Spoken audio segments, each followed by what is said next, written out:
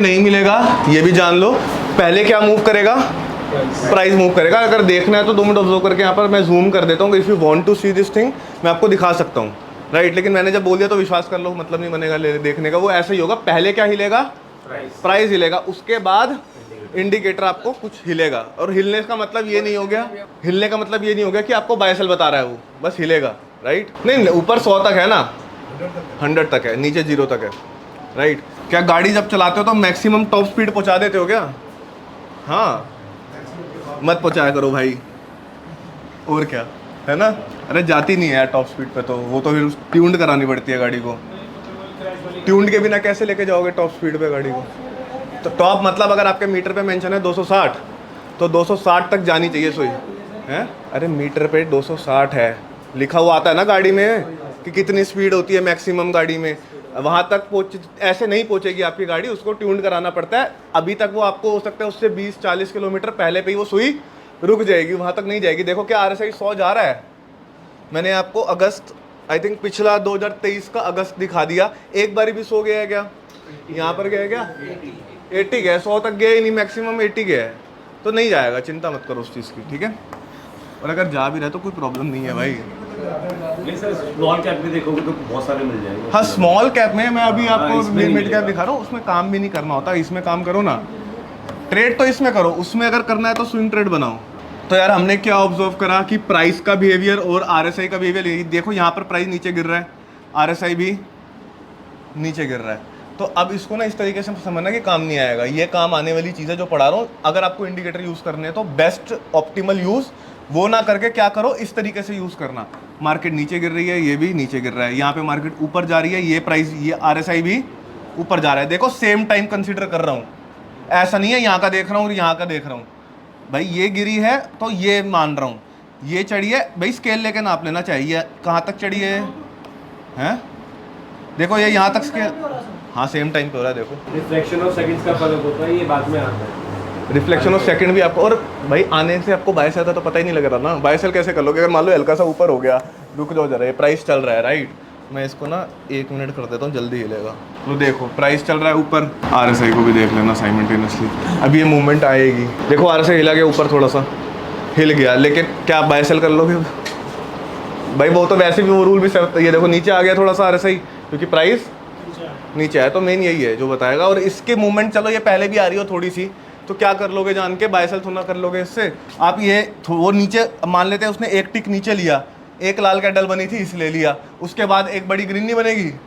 बन सकती है अगर अप ट्रेंड में है मार्केट तो। नहीं, वो भी नहीं करना। वो मैं आपको एक अप्रोच बता रहा था कि किस तरीके से यूज़ किया जाता है, राइट। अब कि ये मैं आपको ये बता रहा हूँ कि किस तरीके से करना है यूज़, राइट। डाइवर्जेंस जो बेसिकली बताया कि प्राइस का इसका सेम बिहेवियर है। लिख लो bullish divergence, bullish divergence, lower low, price creates lower low and RSI creates higher low. दूसरा पॉइंट इसमें लिख लो, only use with double bottom. सब किस पूरा लिख लिया ना भाई? लिख लिया ना? रिपीट कर दो एक बार, थोड़ा जोर से कर दो। सेकेंड पॉइंट लिख लो, only use with double bottom. अभी डबल बॉटम हमने नहीं पढ़ा, आगे पढ़ाऊंगा तो उस समय ये रिलेट भी करा दूंगा मैं आपको, ठीक है। दूसरा पॉइंट है only use with double bottom, double bottom, ठीक है। बियरिश डाइवर्जेंस का लिख लो, price creates higher high, RSI creates lower high.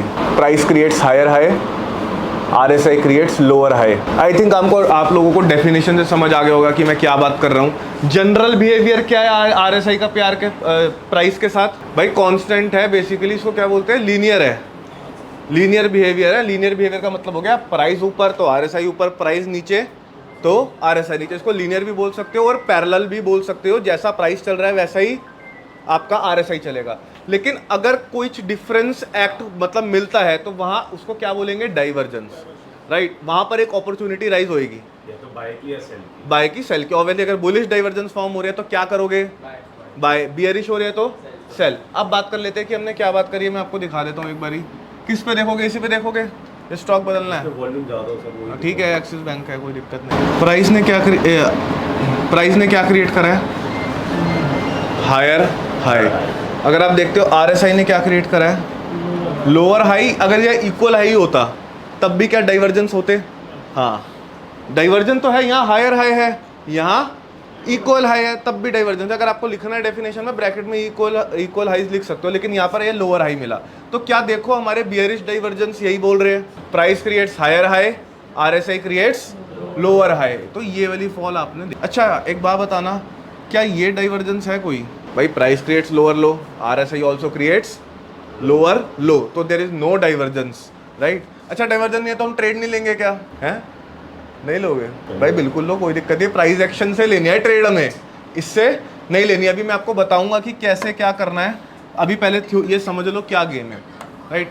यहाँ पर ऑब्वियसली हमें बाइंग की अपॉर्चुनिटी फाइंड करनी है, राइट। Price creates equal highs, price creates equal highs, RSI creates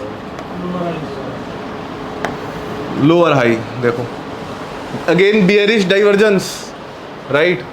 bullish का एग्जांपल चाहिए अपने को कोई, ये देखो वेरी गुड एग्जांपल। नहीं है इसमें, यही लग गया। मैं ये समझ रहा था कि ये लगभग सब प्राइस ने इक्वल हाई लगा दिया, इक्वल लो लगा दिए, और आरएसआई ने क्या लगाया? Higher low. लेकिन ये इक्वल लो नहीं है, ये हायर लो ही है। देखो इसका तो गैप है ना, ये है, तो हायर लो में कंसिडर करेंगे। तो इसको अगेन थोड़ा सा जूम करके हमें देखने की रिक्वायरमेंट है अगर यूज़ करोगे तो। This is perfect. Again I got bearish divergence, price creates higher high, RSI creates lower high, lower high. ये देखो, ठीक है। और देखते हैं एग्जांपल्स। जनरल बिहेवियर है कांस्टेंट, पैरेलल चलेगा।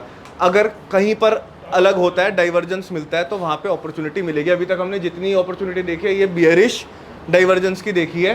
Price creates higher high, RSI creates lower high, lower high, right. अभी तक हमने बुलिश की नहीं देखी। स्क्रिप्ट चेंज कर लेते हैं, इसमें इतना आगे आगे बुलिश नहीं मिल रहा।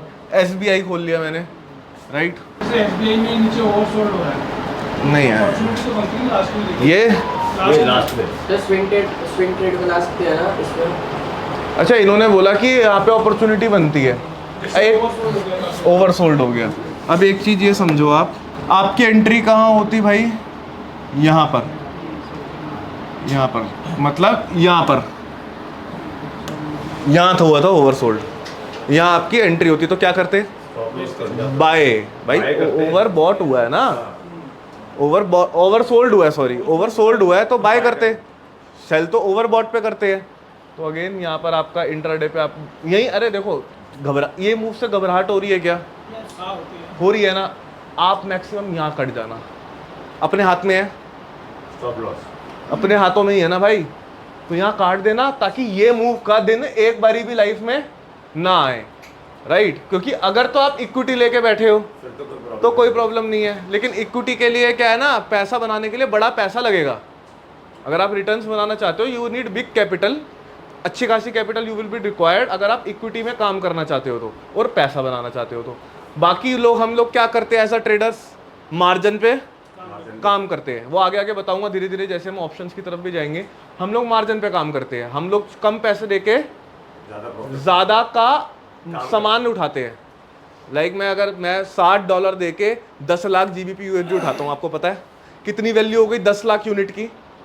10 lakh great Britain pound, 10 lakh great Britain pound dollar से भी महंगा है। और मैं $60 में इतनी क्वांटिटी खरीद लेता हूँ, कैपिटल रिक्वायरमेंट की बात कर रहा हूँ, राइट। तो अगेन हम मार्जिन पे काम करते हो। जब मार्जिन पे बैठे हो ना, तो ये मूव आपका अकाउंट ही ले जाएगी। तो इससे बेटर क्या है कि यही निकल जाओ, राइट। अब इसके बाद कुछ लोग सोचेंगे, और मैं आपको देखो, मैंने आगे का चार्ट नहीं देखा, मैं आपको गारंटी दे रहा हूँ अगर आप होल्ड रखते इसको तो आप प्रॉफिट में होते, राइट। अब देख लेते हैं, चलो। आपने रखा हुआ है, आपने लिया था कि कल बेच दूंगा, लेकिन आपने रखा हुआ है, ठीक है। आ रहे हो क्या धीरे धीरे प्रॉफिट में? अब ये ऊपर ही जाएगा, चिंता मत करो। यहाँ से और नीचे गिर जाएगा ना ये, अगर ये यहाँ से ये कर देता है, तब भी आप इसको अगर होल्ड रखते हो अपनी लाइफ में, तब भी आप प्रॉफिट ही करोगे, राइट। क्योंकि अल्टीमेटली ये क्या है भाई, SBI खोला हुआ है, ठीक है। कोई भी हिस्ट्री उठा के देख लो, जितनी बार नीचे आया है, चाहे वो 10,000 पॉइंट से नीचे गिर गया, कोई भाई फिर वो वापस ऊपर ऑल टाइम हाई लगा है, चाहे वो 2 साल के बाद लगाओ। आप अगर डीटो बैठे रहो 2 साल, राइट। लेकिन एक चीज़ उसमें मिस होती है, आपका पैसा फंसा हुआ है। अगर वो पैसा आपके पास होता तो अब तक आप उससे कुछ और काम कर सकते थे, राइट? That's it. और अपॉर्चुनिटीज़ भी तो है ना, रिलायंस ऊपर जा रहा है, नीचे जा रहा है, आप देख रहे हो यार कि इसमें पैसा नहीं होता तो रिलायंस में डाल देता। और अपॉर्चुनिटी हम इसमें देख रहे थे, RSI की बात कर रहे थे। अगेन आप ये देखते हो RSI के अंदर ये क्या लगा है, काइंड ऑफ इक्वल हाइज या हायर हाई। इसमें क्या लगा है, प्रॉपर लोअर हाई। बुलिश चाहिए अपने को, बुलिश डाइवर्जेंस क्यों नहीं मिल रहे? टाइम फ्रेम बनार कर देते हैं। ये हाँ ये नीचे नहीं नहीं ये कहीं है, बेरिश तो देख ही नहीं रहा मैं, बुलिश का एग्जांपल देके आगे बढ़ेंगे। नहीं है। हाँ दिस वन वेरी गुड। देखो प्राइस क्रिएट्स लोअर हाई कहाँ है, ये लोअर लो है। At the same time RSI creates higher low. देखो आपको अगर दिक्कत आ रही है ना देखने में, क्योंकि ऑब्वियसली मेरे को यहाँ से सही से नहीं दिख रहा, तो इसको ऐसे कर लो अपने PC पे। देखो क्या लगा हुआ है भाई, हायर लो ही है ना। वहाँ पर क्या लग रहा था, इक्वल लो या लोअर लो, क्योंकि बहुत माइन्यूट है। तो हमने जूम करके देखा तो क्या मिला, हायर लो ही मिला। तो अगेन यहाँ पर बुलिश डाइवर्जेंस फॉर्म होते हैं, राइट? समझ आ गया। तो इधर हम क्या प्लान करने के बात करेंगे, बाय का। जब बियरिश बनेंगे तो सेल का। कहाँ करना है ये नहीं पता, मतलब भाई प्लान क्या हो जाएगा, सेल का होगा हमारा व्यू, राइट? अच्छा क्या ये फेल नहीं होंगे? यही देखना है, चार्ट देखना है, चार्ट देखूँ या RSI देखूँ? ठीक है, उस समय देखना है। डेली खोलूँ या कौन सा टाइम फ्रेम देखोगे? रिसेंट डेटा, ठीक है। लो जी RSI तो नीचे गया हुआ है, यहाँ पर देखते हो। यहाँ कहाँ चला गया था भाई RSI? यहाँ पर ही बोल दिया था इसने बाय। कहाँ पर भाई RSI? आप ये मत देखो ना कि यहाँ गया है, ऐसे रैंडम क्यों देख रहे हो? आपके लिए एंट्री कहाँ होती, यहाँ पे एग्जैक्ट, क्योंकि 70 तोड़ा है तो लेनी है। ये नहीं बोला कि 80 को टैप करेगा तो लेनी है। 70 तोड़ा, आपकी एंट्री एक्टिवेट हो गई। 70 इसने कहाँ तोड़ा है, यहाँ पर। 30 इसने कहाँ तोड़ा है, यहाँ पर। कि यहाँ पर इसने बोला बाय कर लो जी। आप बाय करते, आप होल्ड फ्यूचर उठा रखा होता तो बर्बाद हो जाते भाई। ये इतनी बड़ी मूव आई है। इसके बाद अब ये देखो ना, अगर आपने यहाँ पर अब वही एग्जांपल है कि अगर आपने क्या करा, बाय करा, लॉस में गई, आपने होल्ड रख लिया, तो अब आप कितनी दिन से होल्ड बैठे हो इस पोजीशन पे? यहाँ से एक बार हिसाब लगा लेते हैं। यहाँ से बोला था इसने एक बारी, तो आप अभी इतने दिन देखे आपने इस पे, 92 डेज। उसके बाद भी अभी भी आप प्रॉफिट में नहीं हो। अभी भी ब्रेक इवन आने में टाइम लगेगा आपको, क्योंकि ये ब्रेक इवन आपका पॉइंट ये है। यहाँ पर आओगे ना, ये पूरी ये मूव आएगी यहाँ तक पे, तो 0 पे आओगे आप। तब भी अगर अब आप इतना पेशेंस दिखाना पड़ेगा, फिर वो इतनी बड़ी मूव देके फिर एक ऊपर जाना भी होगा तो लोअर हाई बनाने आएगा, फिर वहाँ दोबारा आपको लॉस होना दिख जाएगा, राइट? तो इस तरीके से फंस जाओगे भाई स्टॉक के अंदर। इस तरीके से अगर ट्रेड करेंगे तो इससे बढ़िया हमको जब दिख रहा है यहाँ पर कि यार नहीं, डेली में देखेगा, इतना पीछे का डेटा दिखेगा नहीं। जब यहाँ देखेंगे जब हम, तो हमें दिख जाएगा ना स्ट्रक्चर बुलिश टू बियरिश हो गया है, तो भाई बाइंग करनी क्यों है? सेल का ही प्लान करो। यहाँ नहीं मारना, कहाँ मारने का प्लान करना है? लोअर हाई पे। लोअर लो तो लग गया है, यहाँ मारोगे ये मूव खा जाएगी, राइट? कहाँ प्लान करना है? इस एरिया में। फिर लगा लोअर लो। अभी भी ना स्ट्रक्चर बुलिश हो गया क्या डेली पे? नहीं हुआ जब तक ये नहीं कटता, क्योंकि यार देखो मार्केट में क्या बिहेवियर बना, लोअर लो, लोअर हाई, लोअर लो। तो ये डेली के हिसाब से ये हाई है और ये लो है। 15 मिनट पे तो अप ट्रेंड चल रहा है। एक डेली का टाइम फ्रेम, एक कैंडल एक दिन की है इसमें, राइट? तो वो छोटे टाइम फ्रेम क्या है, बड़े टाइम फ्रेम का भी कोई टाइम फ्रेम। अरे टाइम फ्रेम, ये वाला टाइम फ्रेम कह रहा हूँ, इसकी वैल्यू देखो 1 आवर पे बुलिश है स्ट्रक्चर।